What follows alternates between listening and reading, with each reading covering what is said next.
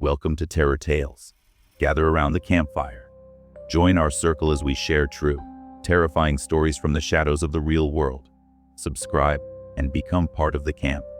The night is long, and you're not alone.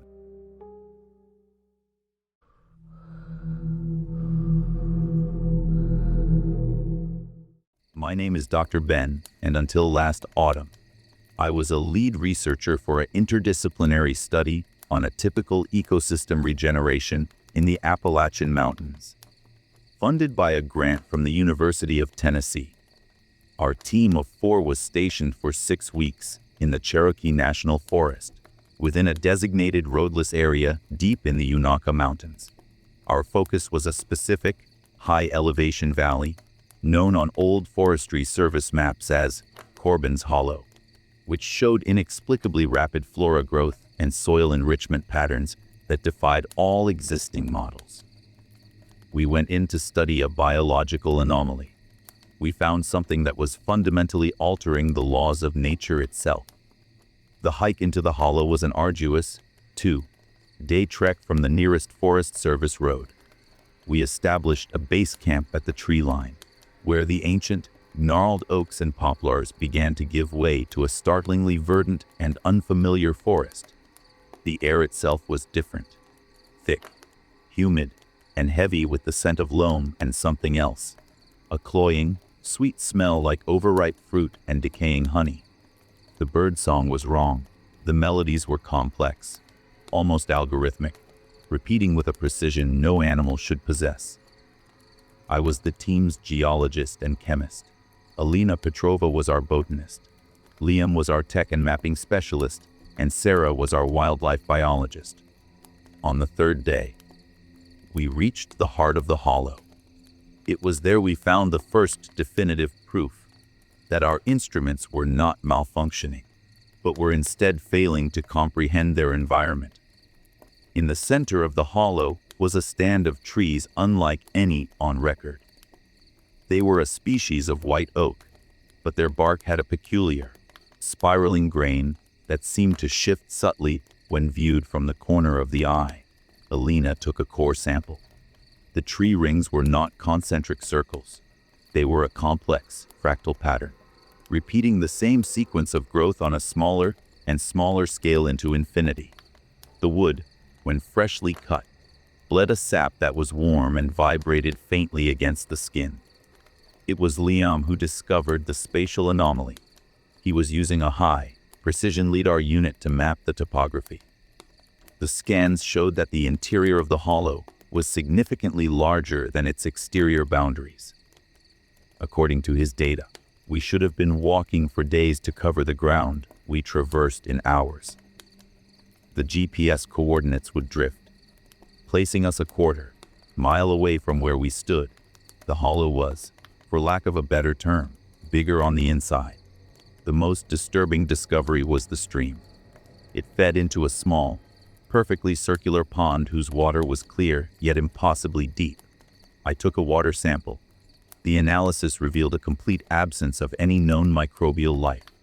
Instead, the water was saturated with microscopic, crystalline structures that defied classification. They were not mineral.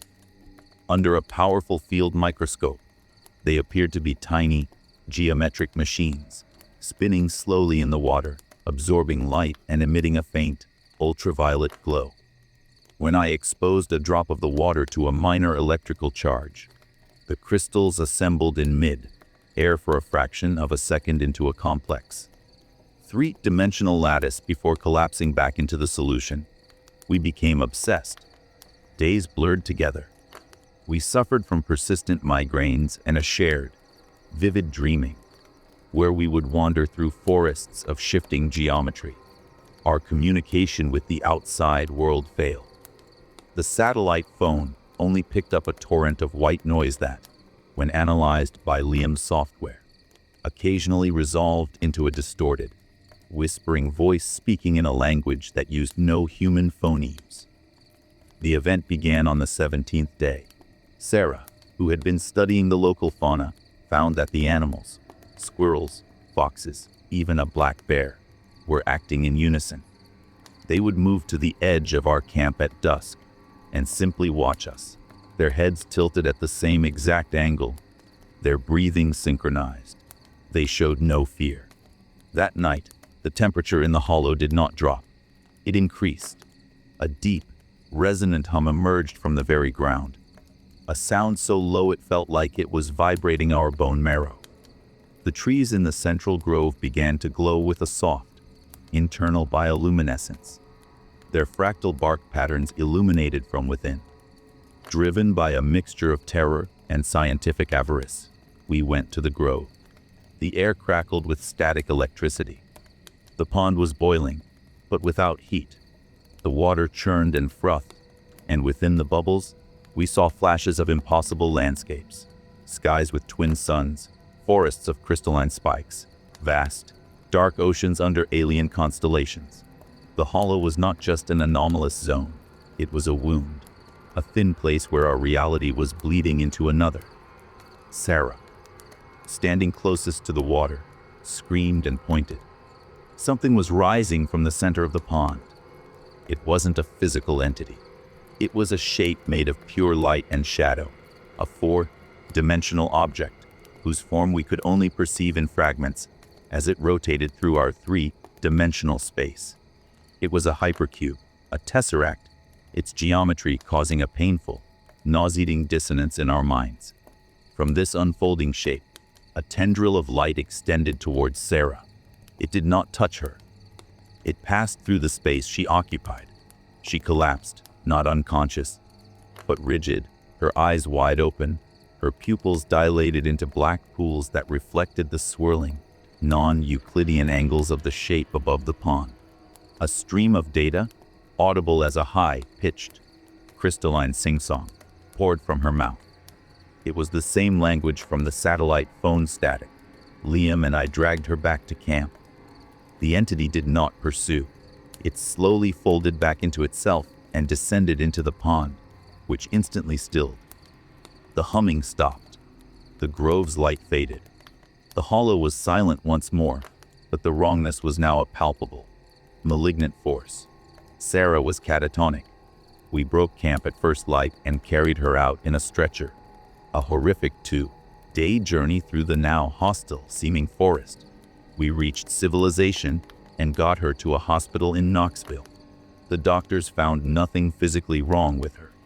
She remains in that state to this day, unresponsive, her brain activity a flat, steady line, devoid of the patterns of sleep, dream, or wakefulness. The ending is not in that hospital room. The ending is with the samples. I smuggled out a core sample from the fractal tree and a vial of the crystalline water. I hid them in my campus lab, behind a false panel in a storage closet. I thought I could study them, understand them. I was a fool. The tree sample has not decayed. It has continued to grow slowly in the dark, without water or soil. It has sprouted minute, glowing leaves that trace the same fractal pattern as its rings.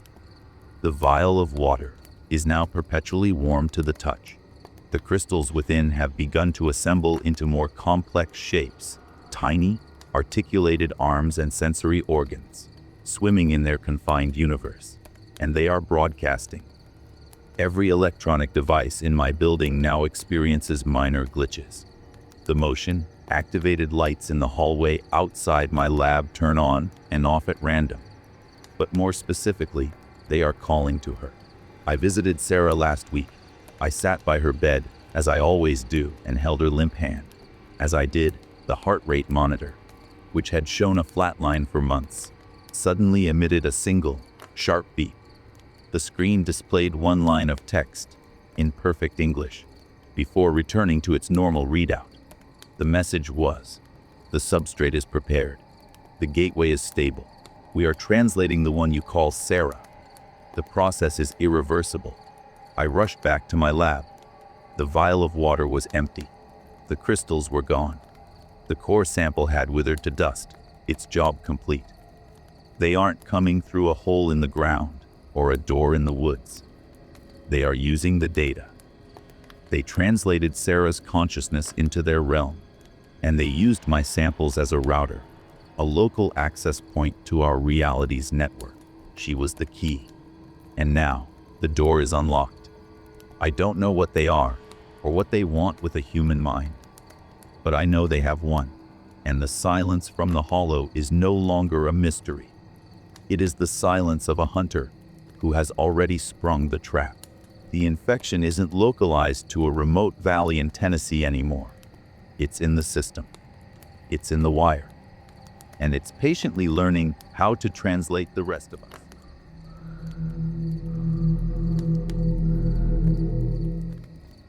My name is Leo, and I worked for a specialized digitization firm in Chicago, Illinois.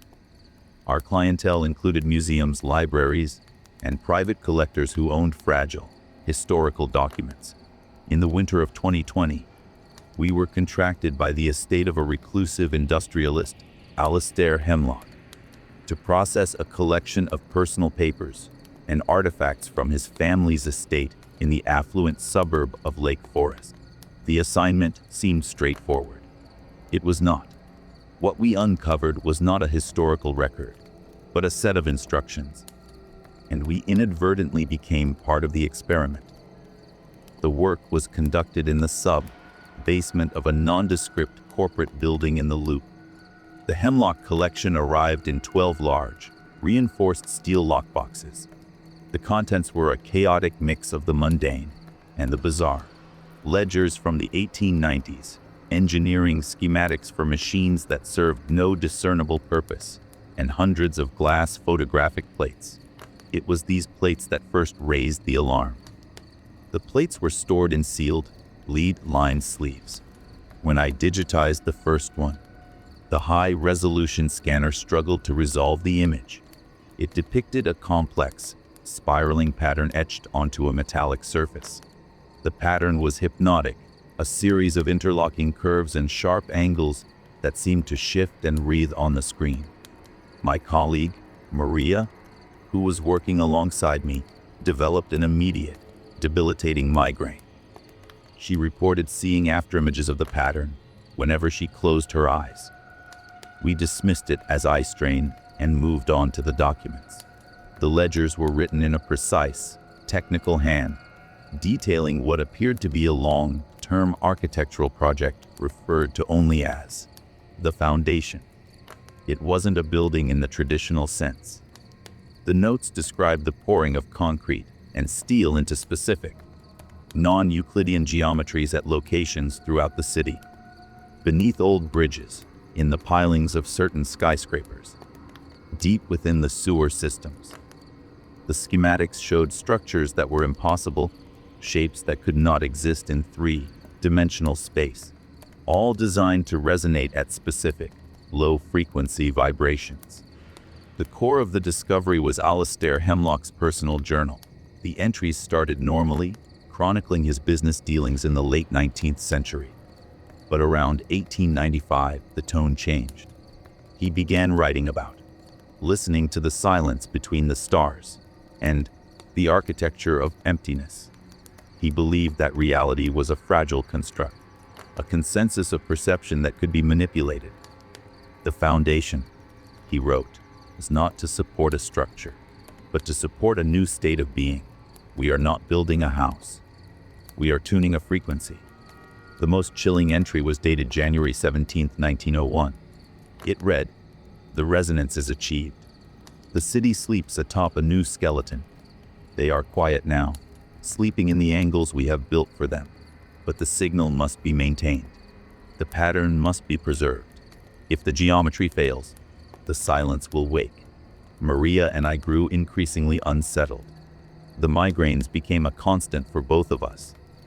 We started noticing patterns everywhere, in the grout between tiles, in the network of cracks on the ceiling, in the way shadows fell across the floor. They all seemed to faintly echo the spiraling design from the photographic plate. We began to hear a constant low hum, a sound so deep it was felt more than heard, a vibration in the teeth and the bones. 1 week into the project, Maria didn't come to work. I called her. She was hysterical. She said the pattern was in her apartment. She saw it in the wood grain of her floor, in the static on her television, in the foam of her coffee. She said it was trying to resolve itself, and that it was using her to do it. The line went dead. I never spoke to her again. Her family reported her missing 3 days later. The police found no signs of a struggle. Her apartment was empty. I should have stopped. I should have destroyed the collection. But I was compelled to understand.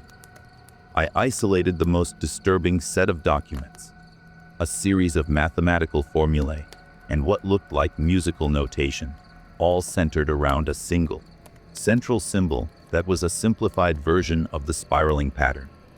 Using specialized software, I translated the notation into an audio file. It was a mistake of catastrophic proportions.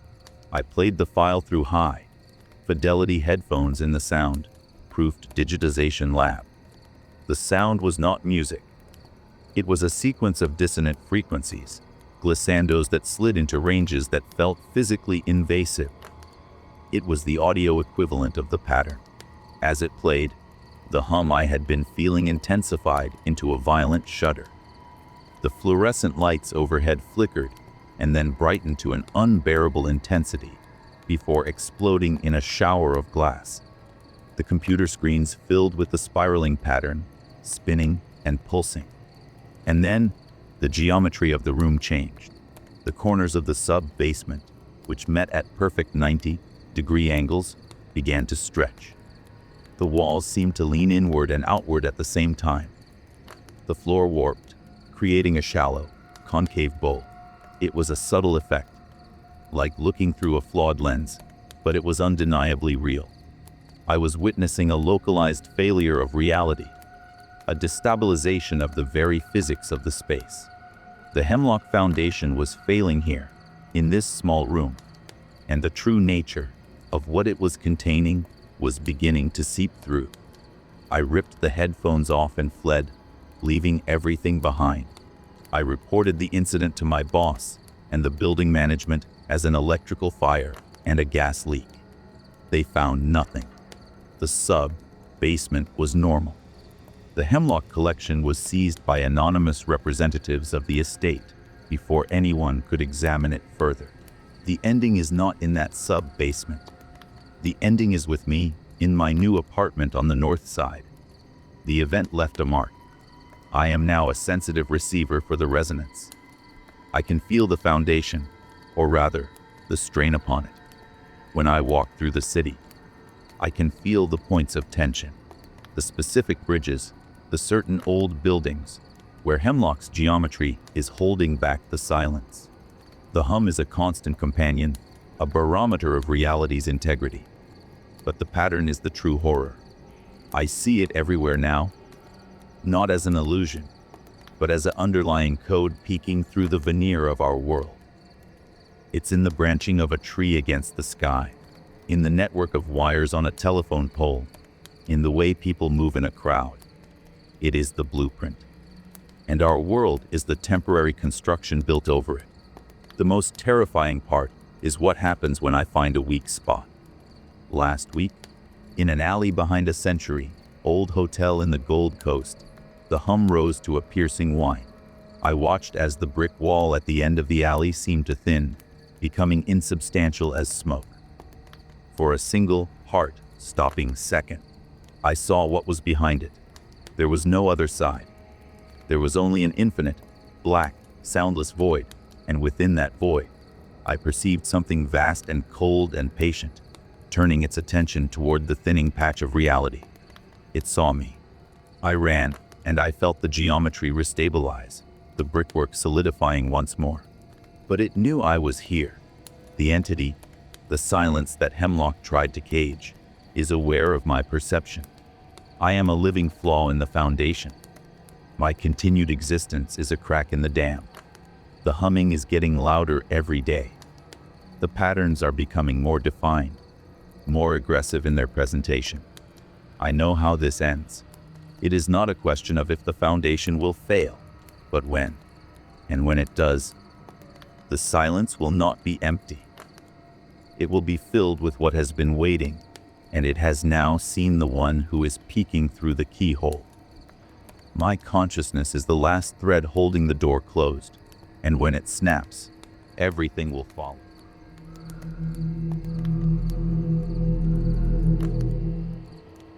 My name is Sam, and I own a small historical renovation company in Portland, Maine. In the spring of 2023, I was hired by a trust to oversee the restoration of a sprawling, Victorian-era estate on a remote, wooded peninsula near the town of Castine. The property, known as Blackwater House, had been sealed since the 1950s. The contract was lucrative, the architecture a preservationist's dream, but the terms were unusual. All work had to be conducted between 8 a.m. and 4 p.m. sharp, and no one was permitted on the property overnight, under any circumstances. I now understand why. The house was a labyrinth of mahogany paneling, stained glass, and rooms that adhered to no logical floor plan. From the outside, it appeared to be 3 stories. From the inside, the stairwells and corridors suggested 4, sometimes 5. My initial walkthrough revealed the first anomaly. A grandfather clock in the main foyer, its face carved with 13 numerals, its pendulum frozen at the 13th hour. The air was thick with the smell of dust and dried roses, but beneath it was a colder, mineral scent, like wet stone from a deep well. My crew of 4 was comprised of seasoned professionals, but the house affected them all. Mike, my lead carpenter, reported hearing the sound of a child's music box playing from within the walls, a tune he didn't recognize that was in a dissonant, minor key. Jen, our electrician, found that the existing knob and tube wiring, which should have been dead, carried a faint, fluctuating current that registered on her meters, but couldn't be traced to a source. Lights would turn on in rooms we had just left.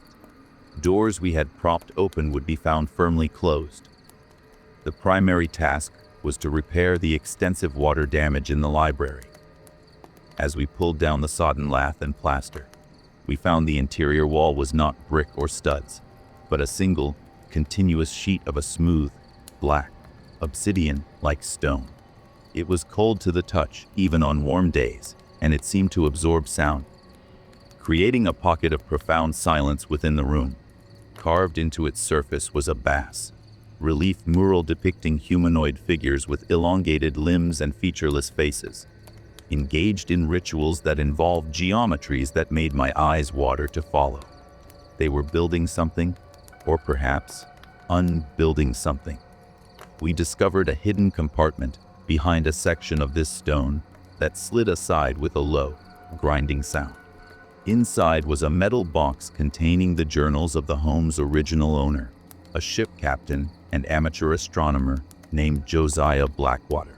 His entries began in 1888 and detailed his obsession with the spaces between the stars, which he called the permanent empty.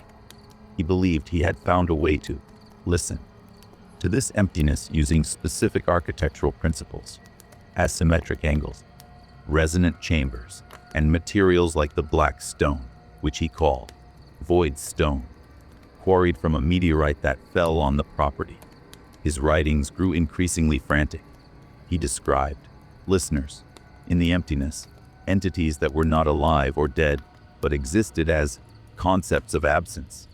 He built the house not as a home, but as a giant antenna and a protective shield, a cage of reason geometry, to keep the permanent empty at bay while he studied it.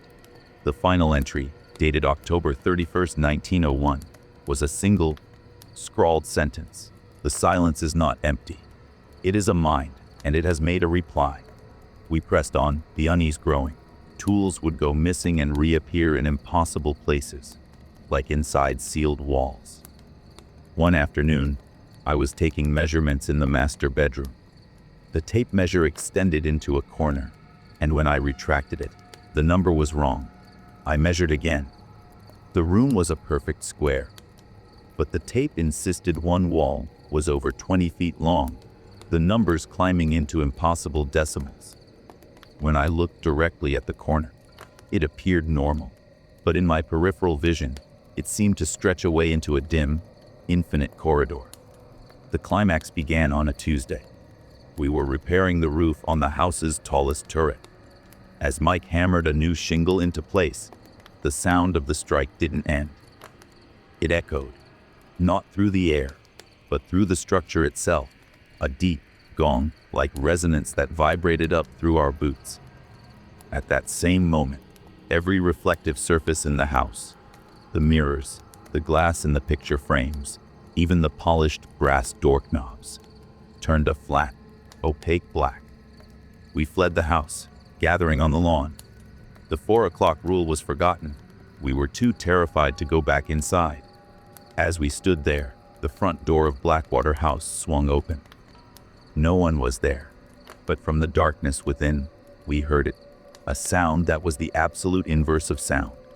It was a vacuum of audio, a wave of silence so profound and aggressive that it felt like it was sucking the sound from the world around us. The birds stopped chirping. The wind in the pines ceased. All we could hear was the frantic beating of our own hearts, and ahead of us, that advancing wall of utter, mind-shattering quiet.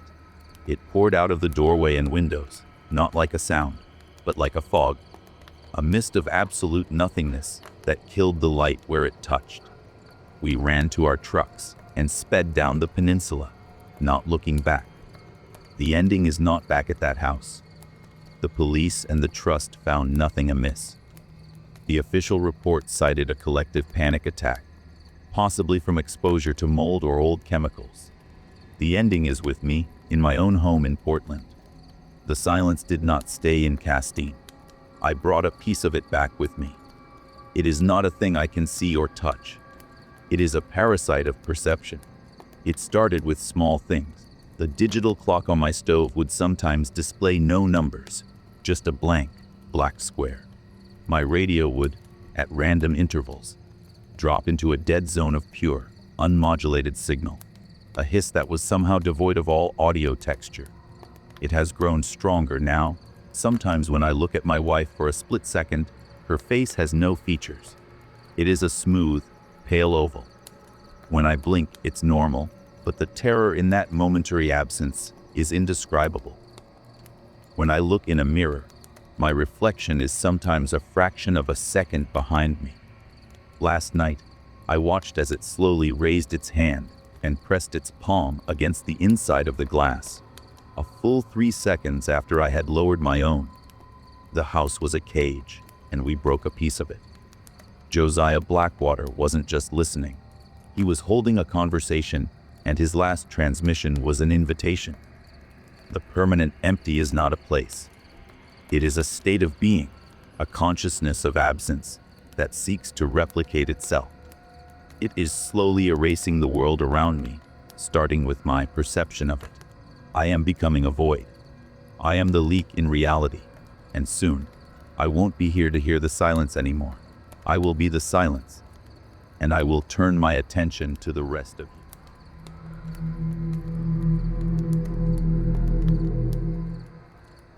My name is Dr. Aris, and I was the lead investigator for a private environmental consultancy based in Lincoln, Nebraska. In the summer of 2021, we were hired by the state's Department of Environment and Energy to investigate a series of anomalous biological and acoustic phenomena reported in a remote, state-managed wetland preserve in the Sandhills region, an area known for its vast, shallow lakes and rolling grass-covered dunes. The local ranchers had a name for the specific area of our focus. They called it the Quiet Marsh. The assignment was to be a standard ecological assessment. It became a descent into a place that was fundamentally, intentionally wrong. The team consisted of myself, a hydrologist named Chloe, a botanist named Mark, and a sound engineer named Ian. We established a base camp on the only high ground for miles, a gravelly knoll overlooking the marsh. The first sign that the local folklore was rooted in something tangible was the absolute lack of animal life. A wetland of that size should have been teeming with the sounds of frogs, insects, and waterfowl. Instead, there was a pervasive, heavy silence, broken only by the wind hissing through the cordgrass. The air itself felt thick, resistant to movement.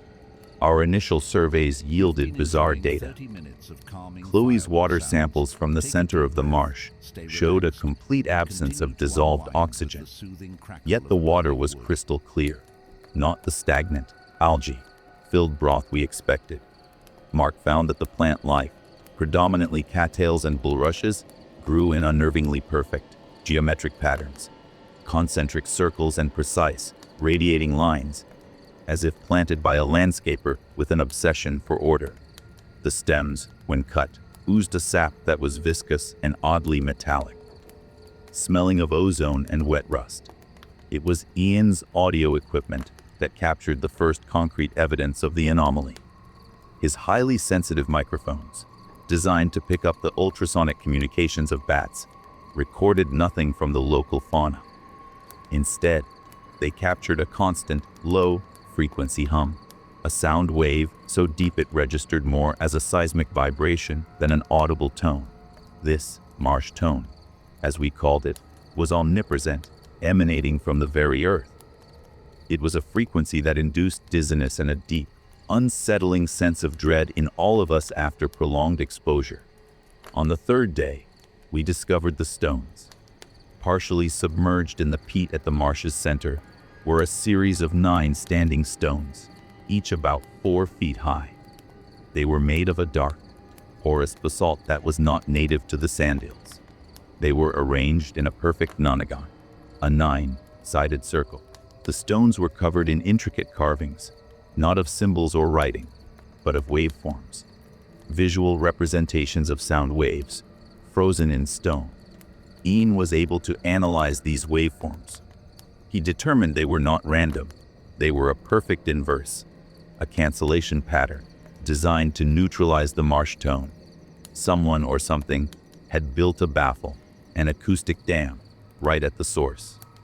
The purpose became horrifyingly clear when Ian's equipment picked up what lay beneath the tone.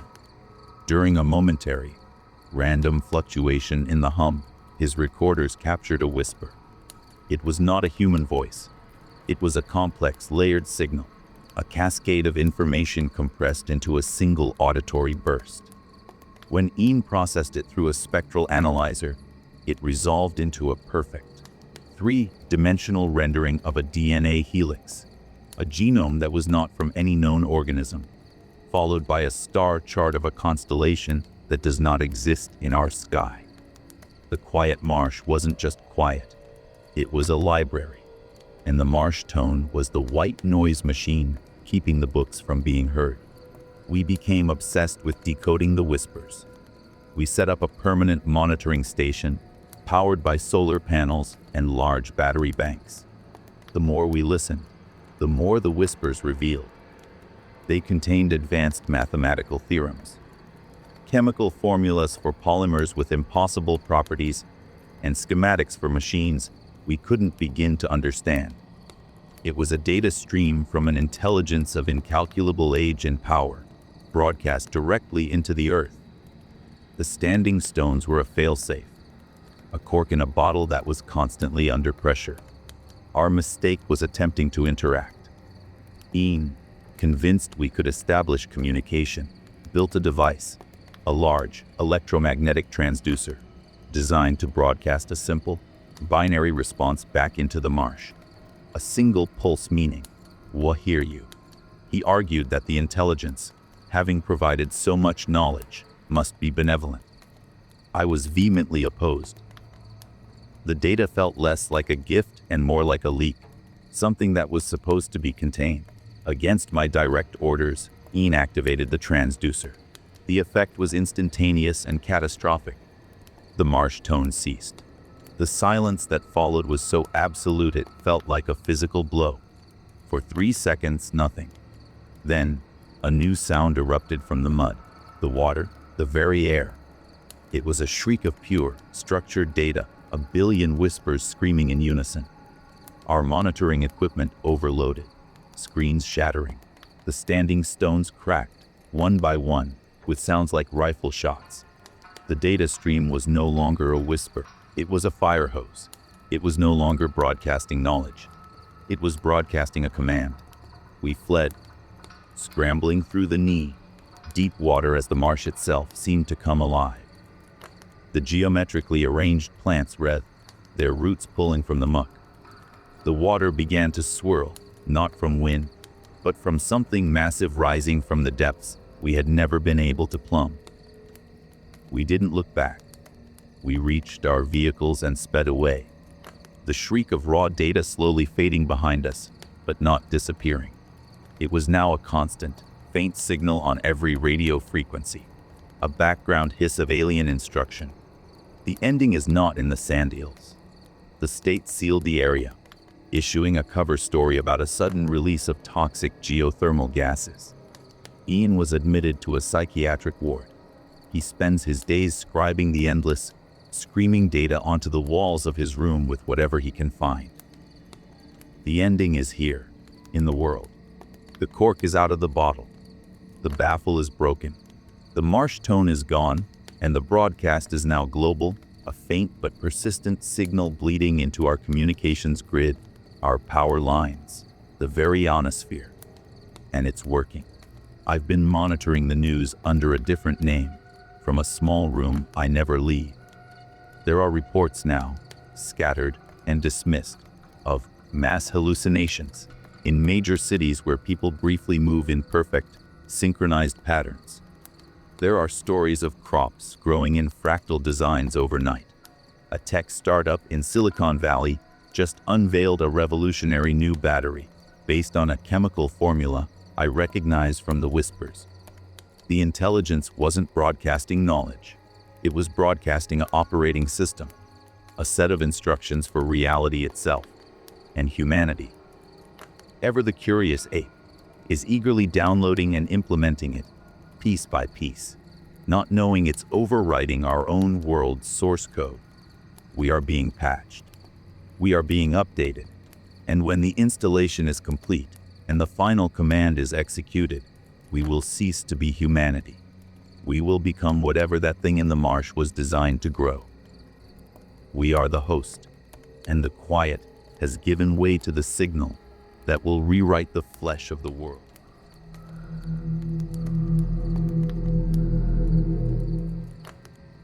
My name is Eli, and for 20 years I worked as a drilling supervisor for a hydrogeological survey company based in Lexington, Kentucky. Our work took us across the state, assessing groundwater tables and mineral deposits.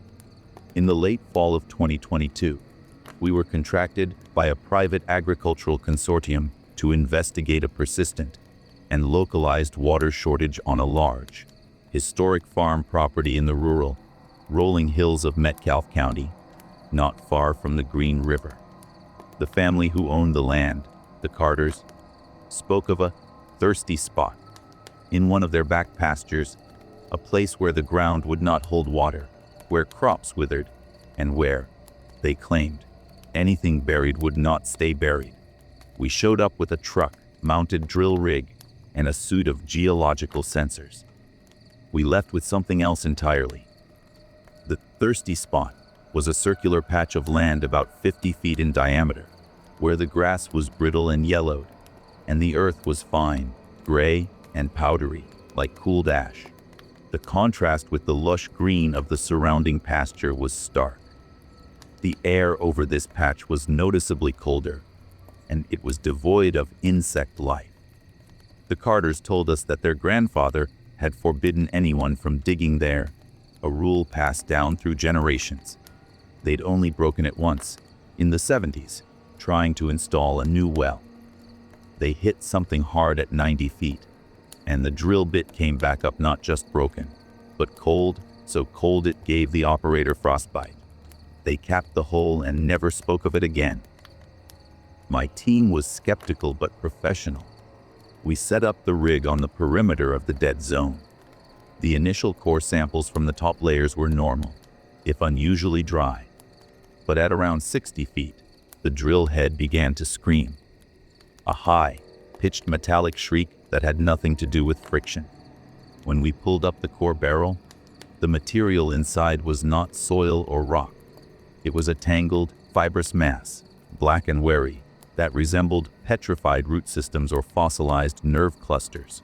It was warm to the touch and pulsed with a slow, rhythmic vibration. Our magnetometers went haywire, and the ground, penetrating radar, showed only a chaotic, shifting blur beneath us. Driven by a mixture of scientific curiosity and a growing, primal unease, I made the decision to push deeper. We needed to identify the aquifer blockage. We switched to a diamond-tipped coring bit rated for hard rock. At 85 feet, the drill head punched through the tangled layer into a cavity. The pressure gauge spiked, and a low, resonant hum vibrated up through the rig's frame, a sound felt in the teeth and bones. Then, from the borehole, a rush of air erupted. It wasn't the damp, earthy smell of a deep cavern. It was sterile, metallic, and carried the faint, acrid scent of ozone and something organic, like spoiled meat and damp fungus. We sealed the borehole and lowered a high-resolution borehole camera. The monitor showed the walls of the cavity were smooth, almost polished, and lined with the same black, fibrous material, which now glowed with a faint, internal bioluminescence, pulsing in time with the vibration. The cavity was vast, extending beyond the camera's lights, and then we saw them. Suspended in the open space, hanging from the fibrous ceiling like grotesque fruit, were bodies. They were not human. They were vaguely humanoid, with elongated limbs and distended torsos, encased in a translucent, membranous sac. They were unmoving, preserved. This was not a geological formation. It was a catacomb, a hibernation chamber. Panic set in. We began the process of retracting the drill string to cap the borehole permanently. That's when the communication started. It wasn't sound. It was a pressure in the skull, a sudden, intrusive thought that wasn't our own. It was a single, clear concept, devoid of language, a semen and temen. Then another cyclentrrpuin, and a third filled with a cold, ancient hunger. Usps piotar ami atiinjak. The ground beneath the drill rig shuddered. The gray, ashy soil of the thirsty spot began to liquefy, not into mud, but into a swirling, silvery slurry. The drill rig, all 20 tons of it, listed violently to one side as the ground gave way. We scrambled back, watching in horror as the rig was slowly swallowed, sinking into the earth as if into water. It wasn't a collapse. It was a consumption. The humming from below intensified into a deafening roar, and the cold air now carried waves of heat, like the breath of a furnace. We didn't wait to see what emerged. We abandoned everything, the trucks, the equipment, our personal gear, and ran. The Carter family, who had been watching from a distance, saw enough. They fled with us. We reported a catastrophic sinkhole, a natural gas explosion, anything but the truth. The ending is not in that Kentucky pasture. The State Geological Survey confirmed a rare geological void collapse. The area is now fenced off with warning signs. The ending is with me, back in my apartment in Lexington. I thought we had escaped. I was wrong. It started with the dreams. Vivid, recurring nightmares of vast, dark spaces and the feeling of being slowly, methodically analyzed. Then, the physiological changes. My body temperature dropped. I am constantly cold, no matter how many layers I wear. My appetite has vanished. The thought of food is repulsive. But I am not losing weight. I am changing. The skin on my back has thickened and hardened, forming ridged, chitinous plates. My fingerprints have smoothed away, leaving behind a uniform, waxy texture. The most terrifying part is the knowledge. It is in my head now, a dormant archive of alien memory. I know what they are. They are not invaders from another planet. They are the original tenants. They were here long before us, hibernating in deep, geothermal pockets. Their biology fused with the planet's substrate. Our drilling, our search for water, was an alarm clock. We didn't discover them. We woke them up. And the final, soul-crushing piece of information, the one that plays in my head on a loop, is the purpose of the thirsty spot.